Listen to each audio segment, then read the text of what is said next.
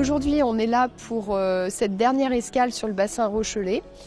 C'est une réunion publique qui va nous permettre de faire travailler les gens en petite table pour qu'ils identifient les enjeux de ce territoire. Et on aura ensuite une table ronde avec des usagers de la mer.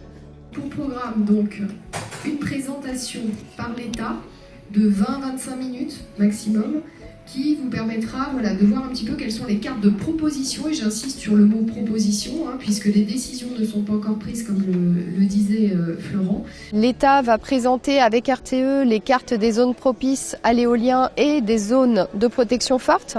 C'est une proposition de l'État sur laquelle vont pouvoir réagir les citoyens. Donc c'est à la fois de l'information, mais c'est aussi du débat, puisqu'on va demander aux citoyens de nous dire quels sont les enjeux qu'ils identifient et éventuellement les pistes pour qu'une conciliation des usages soit possible sur ce territoire.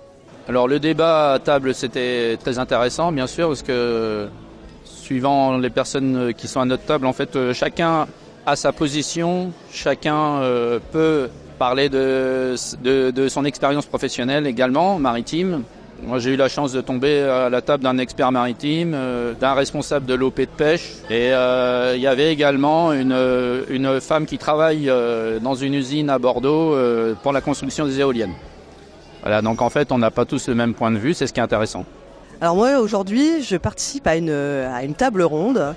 Et évidemment, ce qui m'intéresse, c'est de discuter avec le public de la place de cette biodiversité, de la conciliation entre les usages maritimes et la préservation du milieu marin, et qu'est-ce que le grand public imagine aussi comme priorité. Les tables rondes ont été hyper intéressantes pour avoir un avis assez multi-horizon, on va dire, de différentes personnes avec différents points de vue, etc. Donc très intéressant. Et voilà, ça permet de comprendre mieux comment ça se passe, de mieux comprendre comment le débat est mené. Comme tout débat, il est constructif. Ce que j'en ai retenu, c'est que j'ai pu m'exprimer et j'ai pu faire passer le message que les activités de pêche sont essentielles et que dans toute cette planification, il faut que l'on trouve notre place. Ce que j'ai pensé de ce débat, d'abord sur la forme, moi j'ai été plutôt agréablement surpris. J'ai trouvé qu'il y avait eu plus d'échanges que d'invectives et de postures, donc ça m'a intéressé. À ma table, j'avais des personnes qui étaient vraiment des gens du public et du coup j'ai eu beaucoup échangé avec eux. Et moi ce que je retiens, c'est le terme conciliation des usages. En fait, c'est éviter que chacun soit dans son précaré pour son propre usage, mais essayer de limiter l'impact des activités et concilier les usages.